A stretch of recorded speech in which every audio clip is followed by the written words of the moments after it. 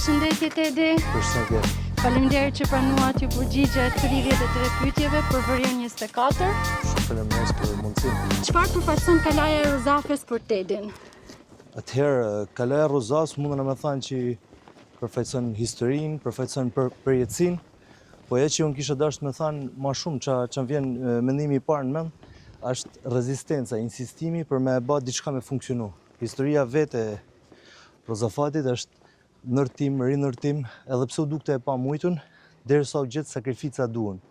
Dhe ndoshta është edhe konteksti i sotëm që kërkon sakrifica për me e rinërtu ose me e bë me funksionu atë që nuk po rrin në kam. Si duket një ditë tipike në fushat? Po dita tipike në fushat në përgjithësi janë takimet derë në derë, sidomos këtë fazën e dytë po themi, pra gjysa dytë e fushatës, por përgatisim ekipin, përgatisim ato hapa që kena me njek, përgatitje për media, përgatitje për mesazhin publik që dona me dhanë, dhe mandaj na shpërndan ai gjithë stafi në ato detyrat e veta për me mbledh sa më shumë vota dhe me bind sa më shumë njerëz. Pse u ktheve në Shqipëri? Kur shkova në Francë, ika për më kthy në Shqipëri, ika për me marrë studime të cilat nuk më mundsohet e Shkodra, Tirana, Shqipnia, dhe u ktheva në Shqipëri për me keni dobishëm. Shqipnia ka shumë më tepër nevojë se sa Franca për e treja të angazhuar politik.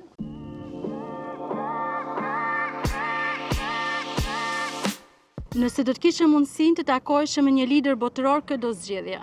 Nicolas Sarkozy. Për çfarë mendon se ka më shumë nevojë Shkodra? Për Shkodran, për qytetarët e saj, për me jetu në Shkodër, jo vetëm për turistë.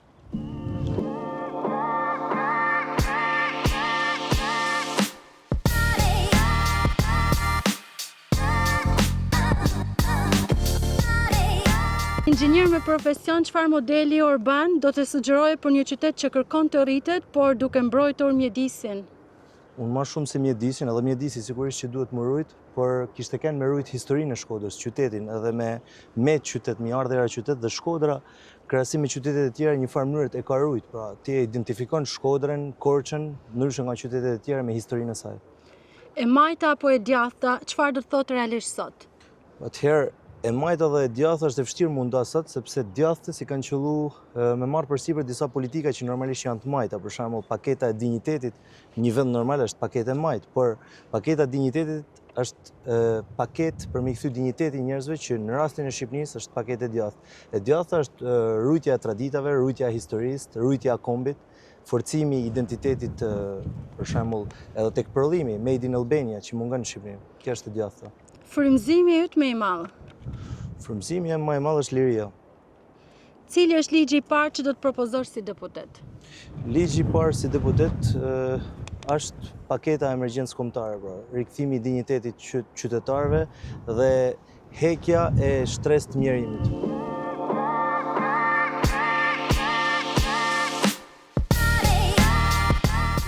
A ndihesh më shumë si një shqiptar në Francë apo si një francez në Shqipëri? Asnjëna as tjetra, ndihem si një shkodran në Shqipëri. Këshilla më e mirë që ke marrë ndonjëherë dhe nga kush? Mos ki frikë me ndru dhe njeh gjithmonë objektivat tuaja në jetë, ka kanë gjyshjem pak ditë para se me ndru jetë. Ndikimi i familjes në vendimet e tua profesionale? Vendimet e mia profesionale nuk është se ka kanë shumë prezent për ndikimi i familjes, por zgjedhja e deksit inxhinierisë ndërtimit, për shembull, ka qenë një nga dëshirat e prindërve të mi, jo domosdoshmërisht pasioni im, cilin e ndoqja shumë më vonë, domethënë vite më vonë.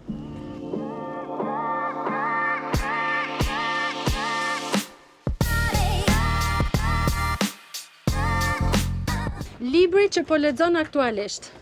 Asnjë moment s'kam kohë për me lexu libra në këtë moment. Por libri që kam pas në dorë është Secili çmendet si masmënyrës vet, Stefan Çapalikut, por për momentin nuk kam kohë me lexu. Si e menaxhon stresin në situata të vështira? Po, për momentin nuk ka se kam ndonjë formule, por mundohem me lënë kohë për veti, me lënë kohë për meditim, për reflektim. Shkruaj herë ditar që më ndihmon me hek stresin, me hek. A ke ndonjë hobi të veçantë që e ndjek në kohën e lirë? Leximi edhe shkrimi. Cili është suksesi personal për të cilin je më shumë krenar? Që kam ndjek ëndrrën deri në fund dhe vazhdoj me mirë. Çfarë të bën të ndihesh i lumtur?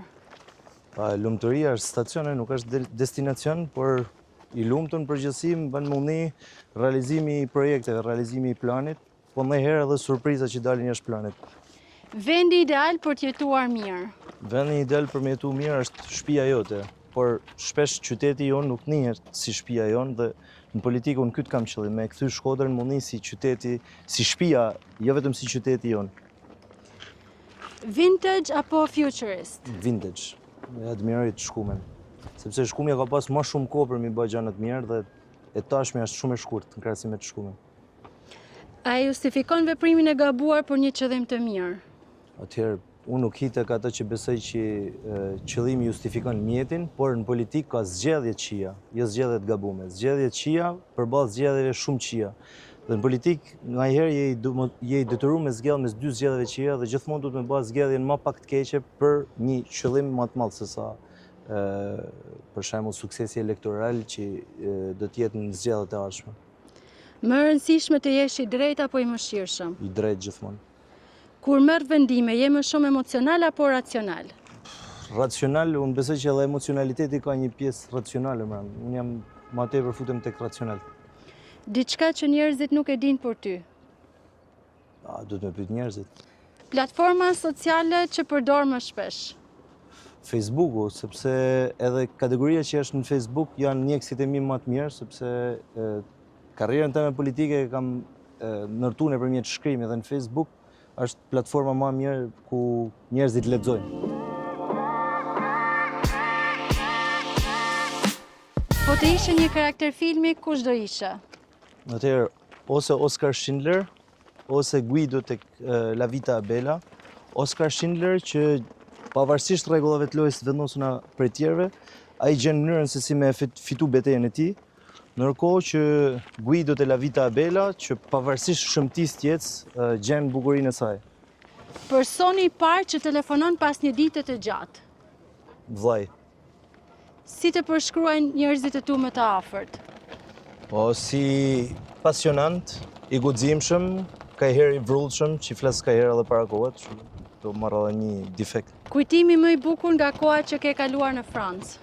Kujtimi më i bukur është kur arrita me sukses me mbyll sidomos 3 vjeçarin, sepse masteri më u kthy një normalitet, por suksesi i shkollës Nalc ishte një ndër momentet më të bukura të jetës time, sepse arrita diçka që e kam ndërruar prej vitesh. Sfida më e madhe që ke përballuar në jetë?